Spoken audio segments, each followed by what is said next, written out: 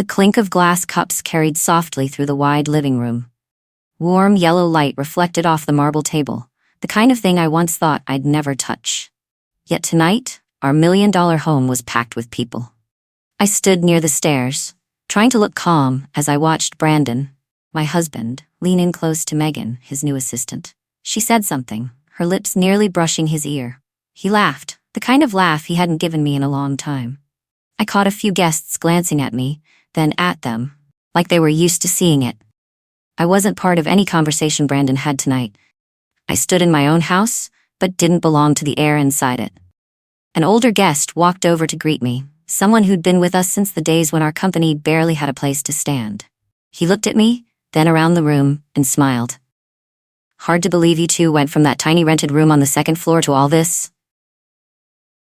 I gave a small smile. In my head, I saw Brandon and me sitting in that old studio apartment, the wobbly desk, me holding my old laptop building our website, and him running out to deliver orders because we didn't have enough staff. Nights of eating instant noodles just to save a few dollars. Leaving the lights on until 3 in the morning, working and talking about our dream of having a real office. He congratulated me, then blended back into the crowd. I turned to look at Brandon, the man who used to sit right beside me on those nights. Now he stood next to someone else, listening to every word she said like it was some golden secret I wasn't allowed to know. Megan clung to Brandon so closely, it was hard to believe they were still pretending to be professional. She handed him her phone, whispering something about a new way to manage the cash flow, a private investment fund. Words Brandon used to always ask my opinion about before making a move. I stepped closer to remind Brandon that guests were looking for him. But Megan was faster by a beat. "Let me handle it for you. You don't need to deal with those small things yourself." Brandon looked at Megan with full trust. Then he turned to me and simply said, "Let Megan handle it." "No, thank you. No, you've worked hard." Just a light dismissal, like I was some nameless server. I stepped back, a strange distance sliding into me like a cold stream. This house was filled with expensive things. The imported sofa, the art on the walls, pieces of furniture we used to save an entire year for just to buy one. But in this very space, I felt the cheapest. As I walked past the small reception table near the door, one of Brandon's staff handed me a bill for a fancy dinner. "Brandon said to have you sign this." I looked at the number, a dinner that cost nearly $6,000 at a restaurant I'd never even been to. A small note at the bottom, "Dinner meeting, Brandon and Megan." My chest dropped for a beat. It wasn't just a dinner. It was money from our joint account. I set the bill down on the table without a word. It was strange. The hurt wasn't sharp like before. It had turned into a numbness that spread slowly but sank deeper. Voices drifted in from the kitchen. When I walked in, I saw Brandon signing something on a stack of papers, with Megan standing right beside him, her hand resting on the back of his chair like this scene had happened 100 times. I stepped closer. "Brandon, what's that?" He didn't look up. "Some internal adjustments." Megan looked at me with a bored but triumphant expression. "He should separate a few accounts to make the finances easier to manage. The company's big now. What's shared and what's personal should be clear." It sounded harmless, but then I saw the words printed at the top of the page. Property reallocation agreement, and the signature line held only Brandon's name. Not mine, even though I was the one who bought that property with him back when it was just a patch of dry land. I touched the edge of the paper. "That property, it's shared." Megan smiled like I'd just said something outdated. "But you're not involved in the operations anymore. Splitting it a bit makes things easier to handle." Brandon cut in, his voice edged with impatience. "Riley, it's just technical stuff. Don't make a big deal out of it." He said that and finished signing, never looking at me once. As if I didn't exist in this $1 million life I helped him build. Guests kept moving in and out, glasses kept clinking, Brandon's laughter carried across the room. But I felt only one thing. I was being erased from the picture I had helped paint half of. I stood tucked into the back of the living room, looking at all the shining things we once dreamed of. The things I thought were the reward for both of us struggling side by side. But from the way Brandon looked at Megan, from how he didn't bother hiding that he was signing things alone, I understood one thing. This wealthy atmosphere wasn't ours anymore. It was drifting toward him and her. And I, the one who laid the first bricks, was being pushed out, bit by bit, right inside my own home. I was still standing in the corner of the living room after Brandon finished signing those papers.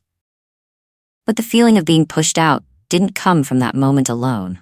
It carried into the days after, growing clearer each day, like someone was slowly wiping away every trace of me from the life I helped build. Brandon started taking business trips far more often than usual. He used the same familiar lines. The partners want to meet earlier. The market's shifting. I have to fly out right away. But whenever I asked for his exact schedule, he dodged the question. Then the bills started coming in, not office receipts or company expenses, but invoices for luxury trips I'd never heard about. A bill from a resort in Arizona, a suite with a mountain view balcony. An invoice for a private dinner in an upscale wine cellar. First-class tickets to Miami for the weekend. All charged to our joint account. One evening, I asked Brandon, "When did you go to Arizona?" He was unbuttoning his shirt and paused halfway. "Why are you asking?" "Because the bill came in." I set the paper on the table. He glanced at it, then shrugged. "Accounting mixes things up sometimes. Don't worry about little stuff like that." Megan walked into the living room at that exact moment. I had no idea where she came from, but she showed up with the kind of familiarity that made it feel like she lived here.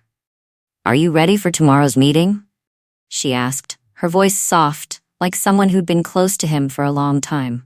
Brandon walked toward her, leaving me standing there with the bill still on the table. That's when I realized something. Megan wasn't just a third person. She was stepping into the role I used to have, advising him, deciding things, steering Brandon in ways that benefited her. In the days that followed, I heard Brandon talking to her on the phone more and more. His voice was low, sometimes with a quiet laugh. I couldn't make out the full conversations, but once as I walked past the hallway, I caught one clear line from Megan. "Why should you split assets with someone who didn't contribute to the phase where you truly became successful? You're the one carrying this whole empire." Brandon stayed silent for a few seconds, then answered, soft but clear, "I know." That sentence cut into the part of my life I had poured into the company. The sleepless nights, the times I ran through the rain to deliver documents on time, the days I was pregnant, but still worked on proposals because we didn't have enough staff. The old pain came back, but this time it wasn't sharp. It settled deep, dull, like I was watching someone slowly dismantle the house I built. One Friday afternoon, Brandon said he had to meet a partner unexpectedly. But when I checked the company's online schedule, which I still had access to, there wasn't a single meeting listed. That night, a hotel invoice from Malibu came in. Double room, spa service. I didn't need anyone to explain it anymore. 2 days later, I saw the truth in person at a corporate event. Brandon was talking with a group of VIP guests, and Megan stood beside him. I was about to step away when he slipped an arm around her waist. A quick touch, but natural, like a habit. Megan tilted her face toward him, smiling with her head slightly leaned in. They weren't hiding. They didn't need to hide. At an event hosted by our own company, in front of people who once knew me as his wife, as the unofficial co-founder. I stood behind the rows of seats, feeling like someone had pushed me out of a place I once belonged to. A young employee noticed me and gave an awkward smile. "Miss Riley, everything okay?" I nodded. I wasn't even sure what I was nodding to. At the end of the event, I accidentally overheard Brandon talking to Brent, his most trusted business partner. Brent didn't see me standing nearby. Brent tapped Brandon's shoulder and lowered his voice. "Looks like your plan's moving smoothly. Once you finish the last step, you can separate all the assets." Brandon gave a small, overly confident laugh. "Yeah. When everything's done, I'll be completely free." I heard the word free louder than the event music. "Free from who?" "From me," Brent went on. "Megan's right. Leaving Riley any part of it will only make things more complicated." I felt the room drop a few degrees. This wasn't just betrayal. This was removal.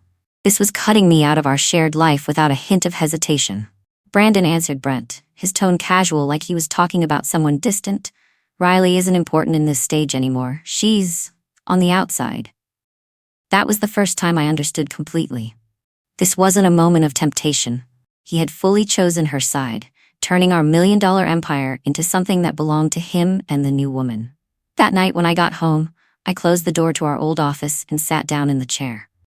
I didn't cry. I didn't wonder what I had done wrong. I knew one thing. Brandon wasn't just having an affair. He was preparing to erase me from a life I had built half of. And if I didn't stand up, he would succeed. Easily, cleanly, and without regret. I took a long breath. The pain was still there. But for the first time, something else began to rise. Not anger. Not jealousy. Clarity. The clarity of someone who knows she's about to fight for the rest of her own life. After that company event, I stopped looking at Brandon the way a wife looks at her husband. I looked at him like someone already walking out of my life without bothering to turn back. Every small thing he did seemed to have intent behind it, nothing accidental anymore. The next night, he came home late. I stood by the kitchen doorway, hearing the keys turn in the lock.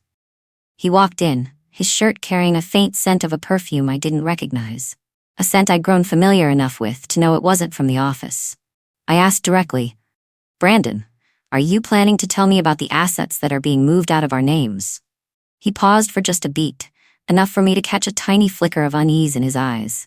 But he shifted his expression so fast, it almost made me wonder if I imagined it. "What assets?" he asked, his voice flat. "The properties we co-own." Brandon tossed his keys onto the marble counter, deliberately. "Riley, assets belong to the person who creates them."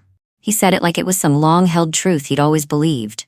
Not the very idea he'd argued against hundreds of times when we were still broke. I looked straight at him. "So the years I've put in mean nothing? That's not contribution?"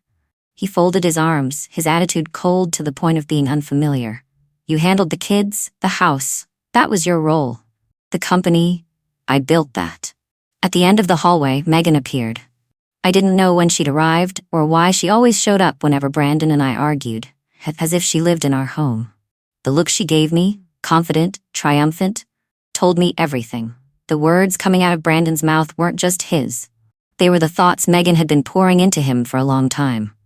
"You're doing the right thing," Megan said, her voice soft but calculated. "A successful businessman has to separate assets from emotion. You can't let feelings run your decisions forever." Brandon nodded without a second thought. That nod hurt more than anything either of them said. I understood. Megan hadn't just stepped into his bed. She'd stepped into the place I used to stand, the person he listened to, trusted, and let shape every decision he made. The next day, I went to the parent meeting at our child's school. The teacher, always gentle and careful, looked at me with a hesitant expression. "Miss Riley, I'd like to talk to you privately for a moment." We sat down. She turned a pen in her hand, then asked slowly, "Have you finished the paperwork for your extended leave? Brandon said you'd be stepping away from family and financial responsibilities for a while." I froze. "Leave? What are you talking about?" She opened her notebook and flipped to a page of notes. "He explained the other day that you're going through emotional difficulties. He wanted the school to be aware so we can support your child." My ears rang as she spoke. Brandon was building a case that I was unstable, not just to take the assets. This was the step to push me out of every decision, even parenting. I thanked the teacher and left, my feet moving without me feeling the ground. That night, I went to see Aaron, my college friend, now a financial advisor. He opened the door, looking surprised to see me standing there close to 9 p.m. I didn't waste time. "Aaron, I need to know exactly what's happening with my assets." He brought me into his office and opened his computer. "Let me pull up the most recent records." A few minutes later, he turned the screen toward me. "Riley, from what I'm seeing, 3 of your jointly owned properties are being moved into Brandon's private holdings, and an investment bundle of about $400,000 has also been separated from the joint account." My chest tightened like something was squeezing my heart. "I never signed anything." "I know." Aaron lowered his voice. "And there's something else." He looked at me with a seriousness I'd never seen from him. "If Brandon succeeds with the capability file he's building, you could lose access to the marital accounts entirely. You'd be labeled as financially incompetent." I leaned back against the chair, not because I was weak, but because the reality was so brutal. Brandon, the man who once survived on instant noodles with me, was now tightening his grip and preparing to take everything we once dreamed of together. Aaron tapped the file in front of him. "Riley, you need to stay clear-headed. This isn't just an affair. He's trying to erase you from his financial life." I nodded, slowly, but inside me something sharp and calm was rising. A cold kind of awareness. The next day, I went to the company to drop off some documents for HR. The moment I stepped into the lobby, I saw something that made me stop in place.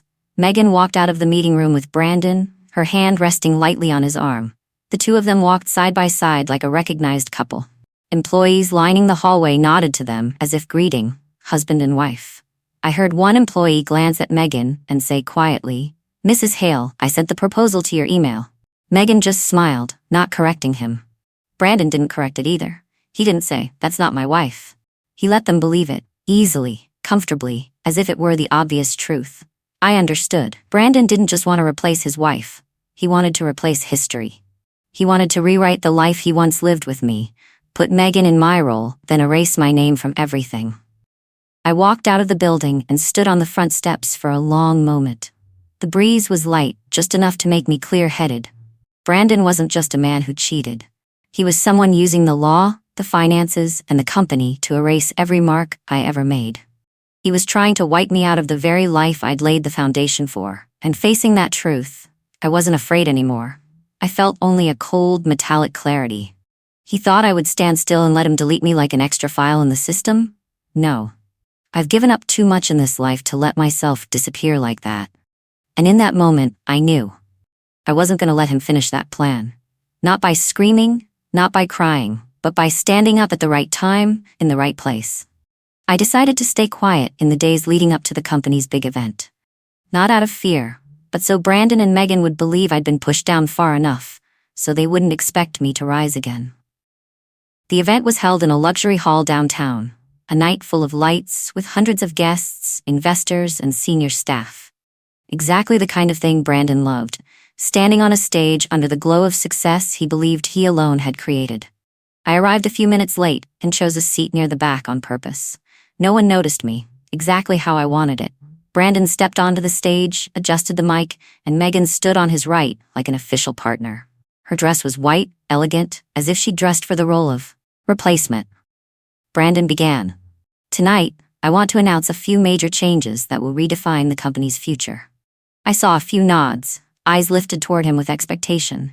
He continued, firm and sure, "We'll be restructuring our management system. Some positions no longer align with the new vision, and this includes removing Riley from any decision-making roles related to the company." A tight silence fell over the room. My breathing stayed steady. My heartbeat stayed steady. I stood up. The soft scrape of my chair was the only sound for several seconds. Brandon stopped talking. Megan looked down at me, irritation sharp in her eyes. Like I'd just ruined a performance she'd waited a long time to star in. I walked forward, not rushing, not flinching. The room slowly quieted.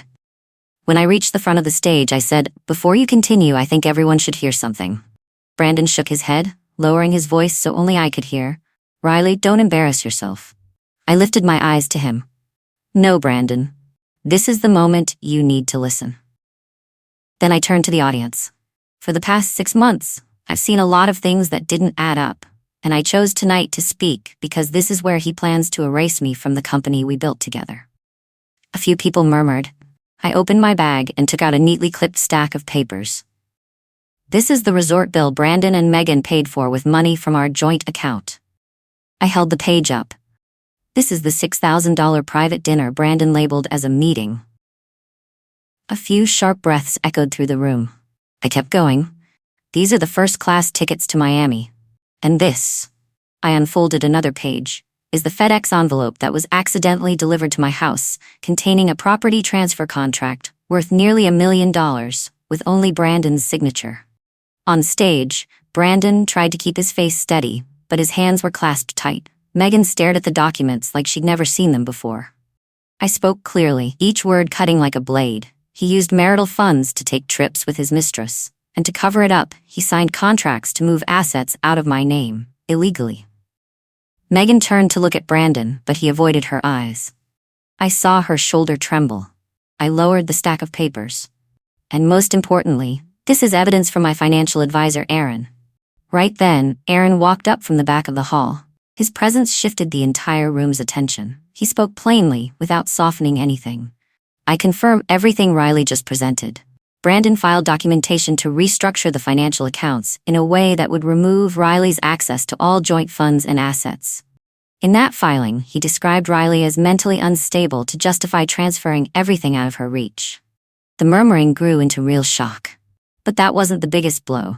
I turned to Megan. Megan, I want you to look at this. I handed her the last folded paper.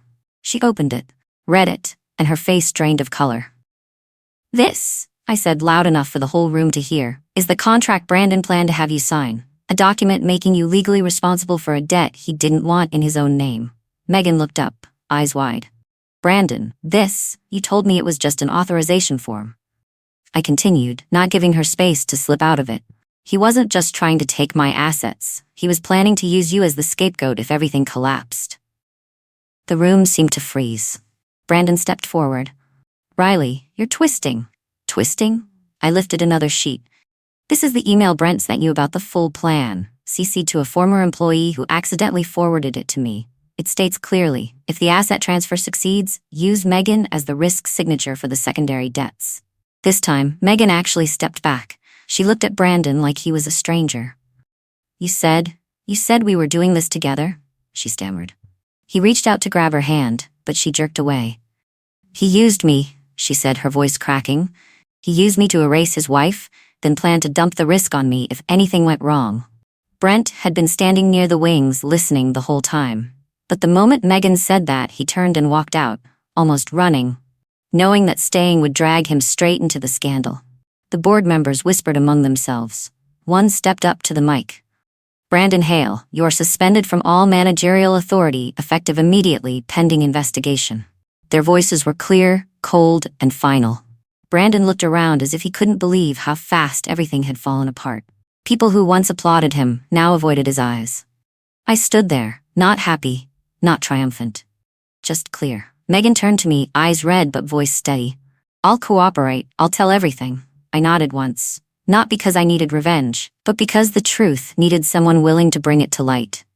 The guests all turned to look at me, not with pity, but with respect, because I stood up at the right moment, and because my silence ended in a way none of them expected. The room was still bright, but it no longer felt glamorous. It was just a place where a performance had been torn open, exposing the actors for who they really were. I stood tall and took a breath. The end of this scene wasn't the end of me.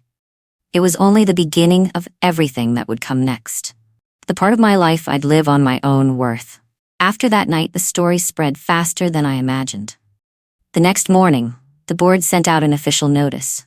Brandon would undergo a full investigation for financial misconduct and corporate ethics violations.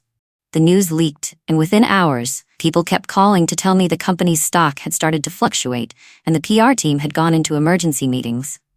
I didn't show up. I didn't need to. Aaron came to my house that afternoon with a neatly bound folder.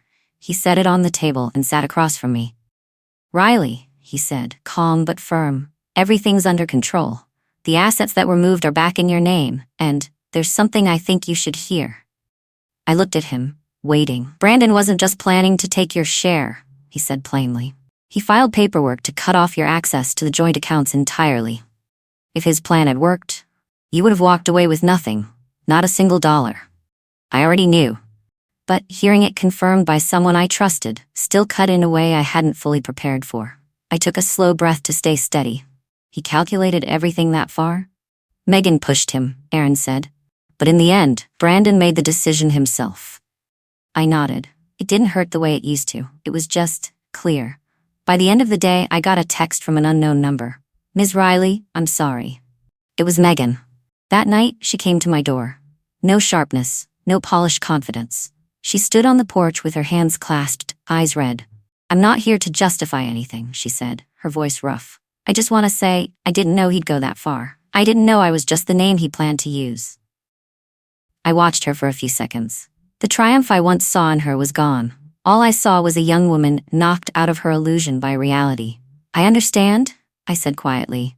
And are you out of it now? She nodded. I left the company, and I'll fully cooperate if there's an investigation. I didn't hug her, I didn't scold her. I just opened the door and let her walk away.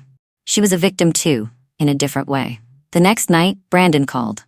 I wasn't going to answer, but I did. His voice was tired, rough, low. Riley, I just want to say, I didn't think things would turn out like this. I stood by the kitchen counter, looking out the window. The house was so quiet, I could hear the clock ticking. Brandon, I said slowly, you can erase my name from the company, but you can't erase the role I had in your life. I didn't yell, I didn't cry, I didn't lash out. It was just a truth. He stayed silent for a long time, and I heard something like a breath breaking in his throat. But I wasn't here to save him from the consequences. That was his to face. I hung up before he could say anything else. The next day I started over, not by moving into a new apartment. I didn't need to run from these walls. I chose to expand them in my own way. I cleaned out Brandon's old office, the room once packed with papers, models of the company, and his presence. I took everything down, boxed it up, and emptied the space. When I lifted the last box, my hand brushed an old photo frame. The two of us standing in front of our first office. I held it for a few seconds, then placed it in the box without hesitation. Not because I want to forget, but because I don't need it to remember what I've walked through. I opened the big window of the room, the one he always kept covered because the light makes the screen glare. Afternoon sun poured in, bright enough that I had to squint. I rearranged the room, placing my desk right where the light fell best. Then I opened the project I'd put aside years ago, the one I'd always wanted to do, the one Brandon always pushed off with later. There was no one left to decide for me. Late at night, I made a cup of tea and stepped out onto the porch. The evening air was cool, brushing lightly across my hair and neck. The city in front of me was still bright, still busy, but I saw it with different eyes. No fear of taking the wrong step, no feeling of standing behind anyone. I said softly into the air, like a final acknowledgement, I lost a marriage, but I found myself again. And sometimes, real freedom starts right there. I set my tea on the railing. No tears, no shaking, just the feeling of finally coming back to myself. As the wind brushed past, I felt something I hadn't felt in a very long time. The lightness of someone no longer carrying another person's weight. And in that quiet moment, I knew, without doubt, that I'd begun a new chapter. One where I hold the pen. No one else. The story ends here. Thank you for spending the time to follow this emotional journey with me. If you were in Riley's place, what do you think you would do? Do you believe that sometimes losing something is actually the way we find ourselves again? Share your thoughts in the comments. I always love reading your honest reflections. And don't forget to like, subscribe, and turn on notifications so you don't miss the next story. I'll see you in the next video.